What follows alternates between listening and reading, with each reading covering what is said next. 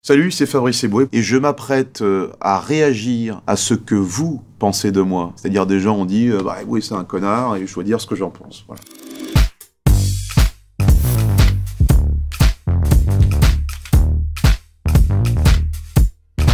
Tu peux parler français s'il te plaît? Je vais te dire, je n'en peux plus en fait. J'ai le parallèle avec Marcelo depuis, 7-8 ans je pense, un truc comme ça. Je l'ai même sur les réseaux sociaux maintenant où les gens se foutent ouvertement de ma gueule, c'est-à-dire dès que t'as un match dans lequel joue Marcelo, mes réseaux sociaux sont envahis. Quand je vois que ça s'active beaucoup, je dis « Ah, le Madrid joue ce soir ». J'ai eu tout dans ma vie, de toute façon, avec cette coupe de cheveux.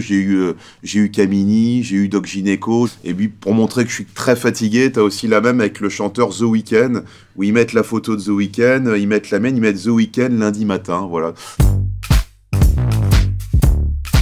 Oui, j'en parle dans le spectacle d'ailleurs, si vous voulez toute l'explication. On est nés tous les deux la même année, en 1977, on était dans le même lycée. Donc la conclusion de beaucoup de gens, c'est de me dire, mais t'étais donc potentiellement dans la même classe que Macron. Non, puisqu'il avait un an d'avance et j'avais un an de retard. C'est pour ça qu'il y en a un qui finit comique et l'autre président. C'était le lycée de Brigitte, c'est la Providence à Amiens. Pour le film Tout simplement noir, j'ai été du coup invité à l'Élysée. Je lui en ai parlé après à Macron. Et là, j'ai compris que lui, autant moi, j'en parle partout aux interviews, autant lui... Quand il est au G8, il n'est pas en train de dire à Poutine « Au fait, je suis dans la même école que Eboué. Hein. » Bon, il s'en contrefou.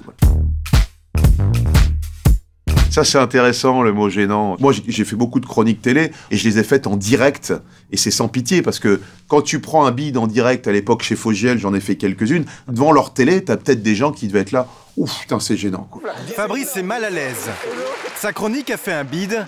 C'est la pire des situations pour un comédien. Le c'est gênant, on le vit tous à des moments. Un comique qui souffre, t'as mal pour lui, t'es là, t'es pas bien. C'est ça, ce moment gênant. C'est-à-dire que lui-même, il te met dans un malaise parce que t'as envie de l'aider, tu ne peux rien faire, t'es impuissant. Et j'adore faire ce qu'on appelle le regard de gêne, le petit regard à la caméra.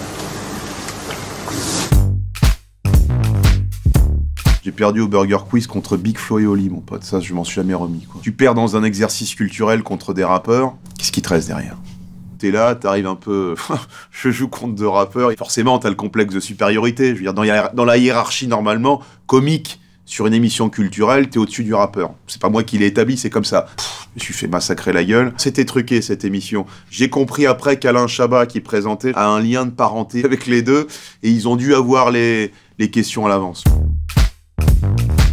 Je suis ado dans les années 90. À l'époque, à partir du moment où t'avais une mélanine un peu marquée, tu essayais de rapper. C'est comme ça. Voilà, tu sais pas quoi faire dans la vie, tu te regardes devant le miroir, tu vois, j'ai les cheveux crépus, je suis un peu basané, je vais faire du rap. Je partais avec plusieurs handicaps. D'abord, je suis fils de prof et de médecin. Je grandis à Nogent-sur-Marne, qui est quand même la banlieue la plus bourgeoise qui soit entre la Marne et le bois de Vincennes. Et ensuite, je n'ai pas le sens du rythme. Envoyer le cake moulé, foulé, coulé dans le taboulé, puis abouler la bière qu'on puisse saouler dans la foulée. Quand t'es ado, t'es complètement con. Tu crois que le bonheur, c'est vivre à Los Angeles, dans le ghetto, et te faire tirer dessus. Je buvais ma bière, mais sur les marches de ma maison à Nogent, en attendant que une voiture passe et fasse ce qu'on appelle un drive-by shooting. J'espérais avoir un type qui tire en roulant sur moi, mais ça n'est jamais arrivé, évidemment.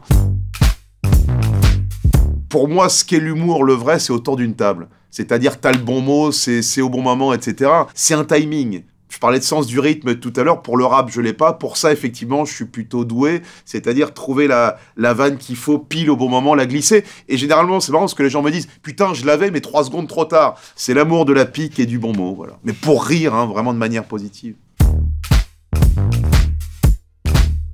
Inside Jamel Comedy Club, alors ça commence à vieillir, mais effectivement, on s'était inspiré avec Blanche beaucoup de Ricky Gervais, The Office, et nous, on a refait une tournée fictive de l'époque de la première équipe du Jamel Comedy Club, où tous, on a des personnages un peu caricaturés, et moi, je joue un ignoble personnage. Pour te donner un ordre de grandeur, Fred, la moyenne de rire du groupe faible, elle est à 9 rires par sketch. T'as fait 6 rires. Tout ce qu'est Jamel Comedy Club, de toute façon, je le vois avec une vraie nostalgie, parce que ça a été une colonie de vacances pendant 3-4 ans pour nous. On a vécu un truc complètement incroyable, puis qui a été un tremplin génial, parce que si tu regardes tous les gens de la saison 1, tout le monde a fait son chemin et a tracé son sillon, donc c'est super.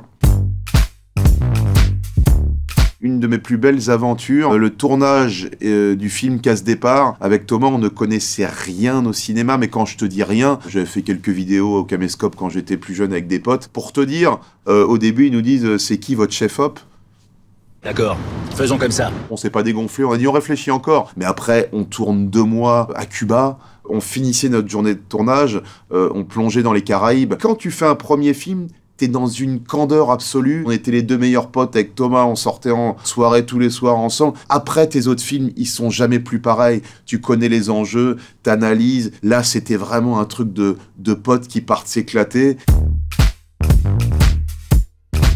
Merci beaucoup, hein, c'est vraiment...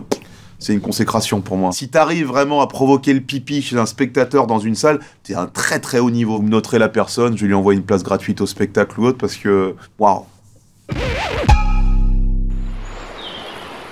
Colmini